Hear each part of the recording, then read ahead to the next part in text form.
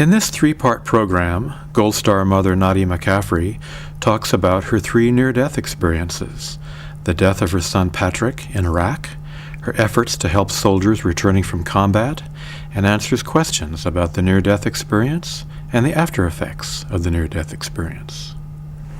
We were born to have a life, but with this life, to turn it into something that we need to.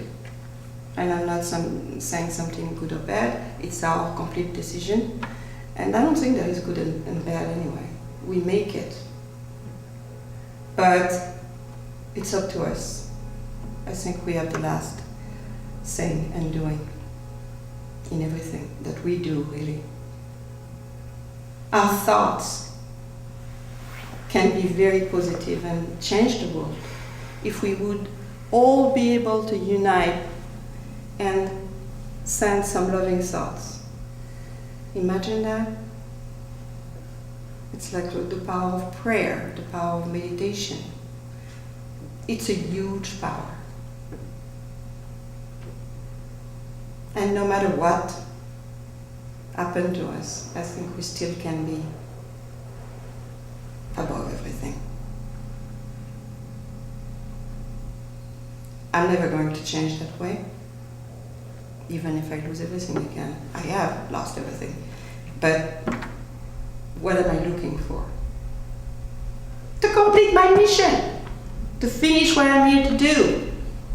I guess it's not going to be tomorrow, but that's what I want to do.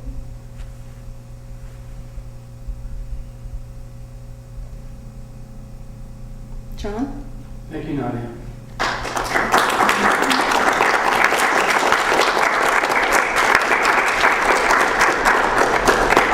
And those are Bill Guggenheim's book. I have just a few here. If you want to give a donation for it, you're welcome to have one, okay? You want to take that? We'd like to have a question and answer period. Does anybody have any questions? I'd like to know how the vets that you helped, how did they become homeless? Yeah, okay, you are serious. Yeah. Okay. All right. Well, I suppose. Okay, I'm going to take John, that he's been at the house for a year now. Actually, I have two John. But John called me from Dallas, Texas, one day. Actually, it was in the middle of the night. It was 3:30 in the morning. And same thing. He's one of the people that had a gun to his head. And he found my website, and he said, I know you lost your son, I want to talk with somebody, nobody wants to talk to me. He has PTSD and he has TBI. Did his family disown him? Okay. Most of the time, the family just shut the door on them. One of the ladies, of our girls, a woman that I had at the house, not Lori, her mother told her to go and shoot herself. She didn't do anything wrong. She was in Iraq, where she was sent. You know, came back and had both TBI and post-traumatic. So the parents will actually lock them out, or shut them out, or whatever you want to call it. Past that point, they have nobody. Their friend, if they have not been deployed, don't want much to do with them. They don't understand them. If they need care from PTSD and TBI both, or one or the other, need to go to a rehab or a program that will treat them for that. There is a very good one in Menlo Park, and there is another one in Palo Alto, actually the best in the country. But how do they get there? Well, you understand that the war or wars are like a tsunami. The VA is completely overwhelmed with all the people who are coming back from the war, injured or mentally injured, physically injured or not. Everything is overflowing right now, everything. And the VA try to cancel as many people as they can, because not just they can't afford it, but they don't have enough people to treat them. So that's why you have many grassroots organizations that are blooming all over the country, or starting to work and really make a difference. One of them is called the Soldiers Project. Judy Boder is a friend of mine. She's from Los Angeles. I met her in 2004. She came to see me before I left, gave me her card, and she's an MD, and she's also a psychotherapist. No, she's a psychiatrist, I'm sorry. And so is her husband. And that day told me, I want to do something and help. She started the Soldiers Project, which give counseling and more all over the country. They have chapters all over the country now, for free. It's wonderful. Their service is wonderful. But the VA is also good when it works. But then again, they try to screen people to a max because they have too many people. So many people will fall through the cracks. And let's say that you are a veteran. How many people are veterans here? Okay. If you are a veteran, you will go so many times to their office. Okay? Let's say that after a dozen times, nothing accomplished, you say, okay, I have enough of this. And you eventually will quit. That's what they count on. People cannot quit. But when you're alone, not everybody has a car to drive to the VA, and nobody to speak on your behalf. You let go. Okay, so when you let go, you don't have your benefits. You don't have Social Security. You don't get a paycheck. You lose whatever home you have. If you have mental problem or physical problems that you can't work, what's going to happen? Well, you're going to end up in the street or in your car. First in your car. And then your car is going to be repossessed one way or another. And then you'll end up in the street. And then you find my website or somebody tell you about me, for example. And then I get a phone call. And then John, I tried to work from Tracy by phone and internet to get him some treatment in Dallas, and his benefit, he wasn't getting anything. He was sleeping in somebody's couch, and finally the person told him to leave. So he was in the street. That's when I told him, ask someone, find someone. He had blood clot in his lung, he couldn't fly. So he needed to find someone to drive him to me. His brother did that, and he's been here a year. Now he has his benefit. His treatment completed. He came with a walker. He couldn't walk straight.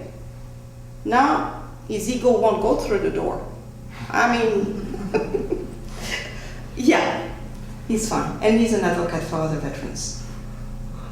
Sometimes he passes line and I let him know about it. I just yell at him, period. Well, gently, but you need to. That's how they get in the street. And I have so many examples to give you.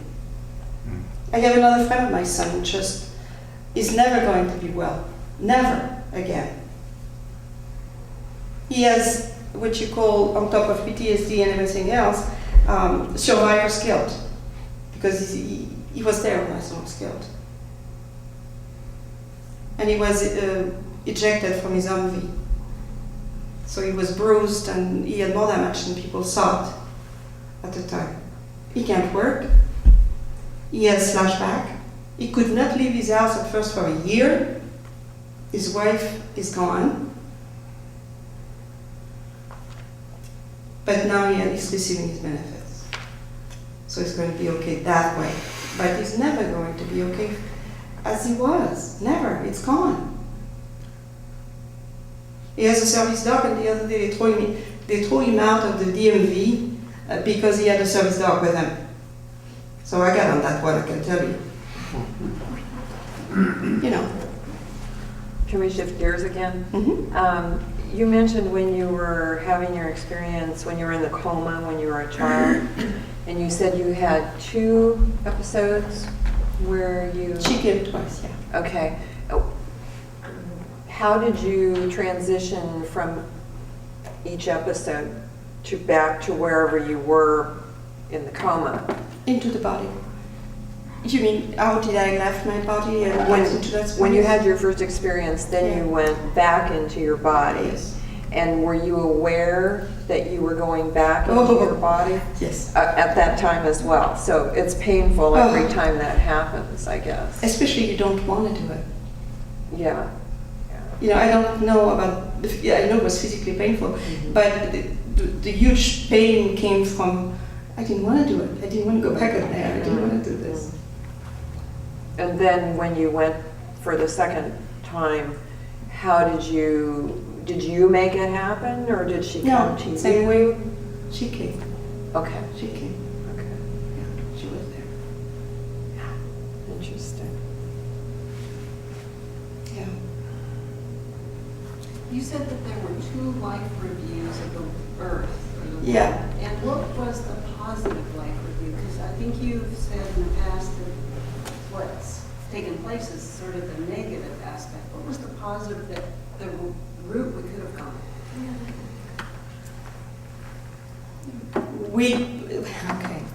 Okay. Mother Teresa says, or used to say, if she said once, and I totally agree with her, there is room for everyone. Look how much space on this earth is not occupied by anyone. Things can grow in any desert. I mean, you can make it happen. What's happening today in our world here, we don't share. We don't share. The top 2% of people who have the most money in this planet do not share. They want more. And more. It's not about people anymore. It's about power and it's about money.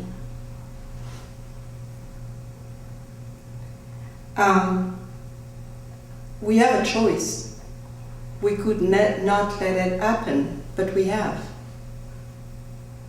We can reverse it, but are we? We have a lot of power. Each one of us in this room has so much power.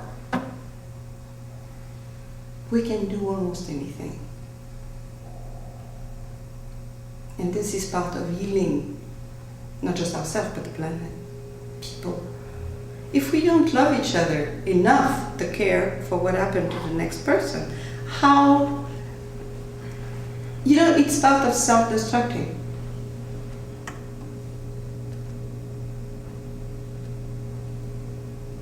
We could have a peaceful future, but we are engaged on something else.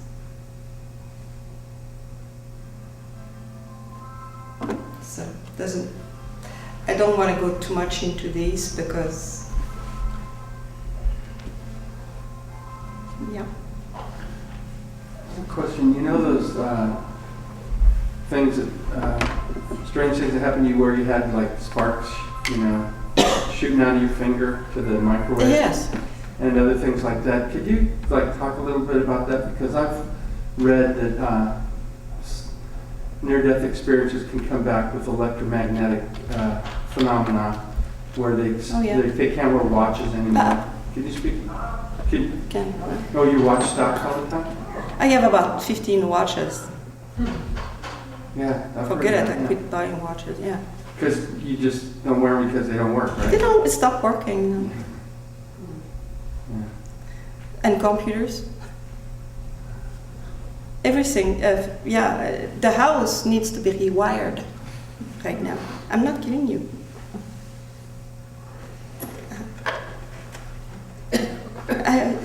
I could go on forever with this. The day after Patrick died, for example, I could not touch a wall like any wall. It didn't even have to have an outlet. I would zap from it. My car, I couldn't touch anything. My grandson, come out and touch me, don't kiss me anymore. So it's when there's higher emotion? Yes. That's when the electrical charge That's exactly true. A month ago, when I had this traumatic, experience, that's exactly. And I'm pretty tough and pretty strong, emotionally, and so I don't let things overcome me, my emotions. But I did. I had not a breakdown, but I had a serious impact.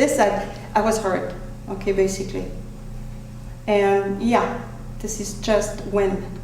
And Bill showed to the door, unexpected. He just he felt that something was wrong. So he came back the next day, and basically he and I talked the whole day. Explanation in detail. I would like to know more about it. And actually I talked to Bill Guggenheim about it, and Ken Ring, and people who are really in the field of research. There is not a whole lot that people know, but I don't like it. I can tell you this, not a good feeling or sensation. It just kind of hurt. And the lights turned off. Just after Patrick died, the next day I was alone in the house. I was getting off the garage and I saw the side light on, so I backed up the car, turned off the light, left again. Came back, the light was on. There was nobody in the house. And my neighbor came and said, "What are you doing with the lights?" Everything was turning itself on. Patrick's picture with his family, the children, everybody, was on an old guéridon. I don't know how you say this, is a round antique table. Anyway, the picture went like this by itself. Nobody touched the picture face down. Sylvia was there. She looked at me. "What is that?" "Well, he's telling us something,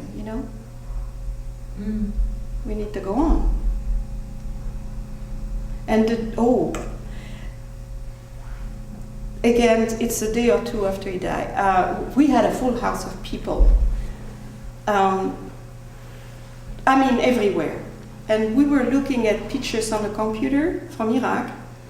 And one of the pictures that I have is him holding some white flowers that the children have given him 45 minutes before he was shot. He's sitting on top of his Humvee, and he has that great big smile on his face, like he most of the time had. The flowers are all white. Recently I found out another thing, that white flowers are regarded as martyrdom, or has something to do with death. You can find that anywhere. It's also like this in Asian country. But where did that come from, And we were looking at that picture that day, and when this picture was on the screen, one of his babysitters from Sunnyvale was seated next to me and crying. So suddenly we had this scent in the house, everywhere, of roses. But it was overwhelming. People stopped talking, and you could see the tears coming down their faces. Even my daughter-in-law said, "Mom, this is Patrick, he's here." And I'm sure he was. But talking with Bill Guggenheim again, he had met people where the same sort of thing had happened. So it's attached to after-death phenomenon. But so is some of the electrical, well-known. People have heard and said things about electrical and the after-death quite a few times, I wish I know exactly, and boy, I'm curious, but eventually maybe we'll find out a little more about it. In your intuitive experience, why do you think he comes back? Because I've had experience where people come back, and then I've had people die, and I've certainly never. Yeah. So I don't know why, I had with this one person and not with this person. I don't really have any answer to this. Patrick, I know why, because he very clearly said it, and it's in his will. He believed in, he was very spiritual. When he was 10 or 12, he was collecting Buddhas and little Kuan Yin, all kinds of things, plus pictures of Jesus. I mean, he had a collection of all faith, basically. And he was quite frequently asking Mom, why does God have so many names? Okay, so you can imagine the answer to that. We had discussions about it. When he was deployed, he wrote his will. And in the will, it's very clearly said that if I die, I will never leave. I will be with you until everybody is okay. And the night before he was deployed, my granddaughter, who was quite a few gifts, like I said, she and he were looking at the Lion King in the bedroom. You remember the Lion King, right? And there is a passage where the Lion King is being killed. It's kind of an ambush. And my granddaughter just grabbed her dad tightly, very tightly around the neck, and said, "Daddy, that's you, Daddy, that's you." Patrick ran out of the room and came to me in the kitchen and said, "Mom, you know what she said?" And I said, "Okay, she's a baby, all right? Just let it be." After that, we were sitting outside on the bench, and in Tracy, we have a lot of crows and even ravens sometimes flying around everywhere. Depending on your culture, it could be totally negative or totally positive. Okay, I believe in positivity, so obviously it is. But to me, that night or that evening, he said, laughing, "Mom, if I come back, I'll be a raven." And I said, "Why do you say that?" "Well, because they are always here. So I'll be here." And the funny thing is, he believed in cards. He picked a card, a medicine card. And the card was a raven. And then he laughed again. And on his shoulder, he was wearing a raven. His unit was part of the Raven of War, attached to the 81st Brigade in Washington State. When he was killed, shot, that particular card was in his pocket. And I learned later that most of the cards that belonged to that deck of medicine cards were given away to many of his fellow soldiers in the unit.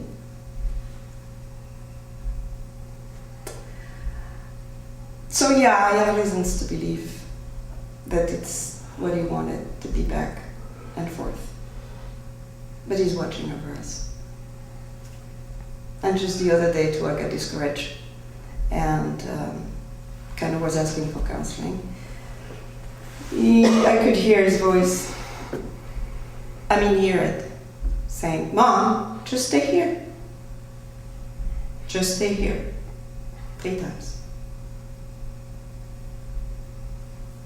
Okay. He was right for his son.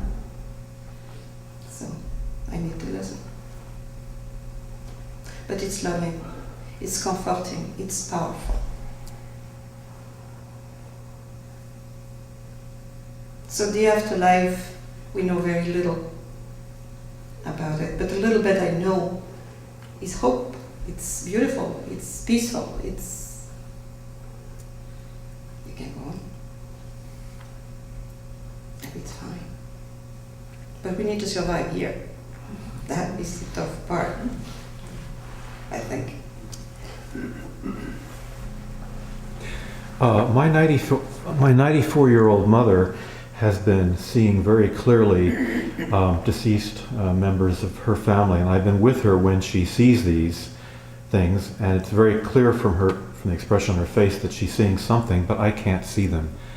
How is this possible? Yes, it's very possible. I've seen things like this many times because I work with living and dying for a long time. It's very frequent. I think the most drastic things I remember, of the most profound too, was a lady called Anne. That's just a couple of days before she passed. It doesn't, this vision, deathbed vision, but they are really not, because they start anytime, at a point in life. We don't know when exactly, but they are called that. And was a nurse, and she was elderly, a loving, beautiful person. She and I get along fine, and we were looking for being with each other. That day she asked me to close the shade because the light bothered her. So I did, and I just said, and she said, I just would like to sit, quiet. So I totally respected that and did the same. Suddenly, I was looking around the corner and I saw her face and her mouth, and she was speaking, no sound, but she was definitely watching something and speaking away and completely involved with it. And I just did that to her hand, and I said, "Han, it's okay, I know about it. It's okay, you can talk, you can say whatever you want, or go ahead, I know." So she said, and that was it. She just had a conversation and laughing. I mean, people were here to greet her, to be with her, to love her, basically. And that's the same with your mom. It's a connection that has started, It could be, it doesn't have any point in time where or when it started. But it's very common. We see a lot, I saw a lot of it. It's beautiful too, it's very powerful.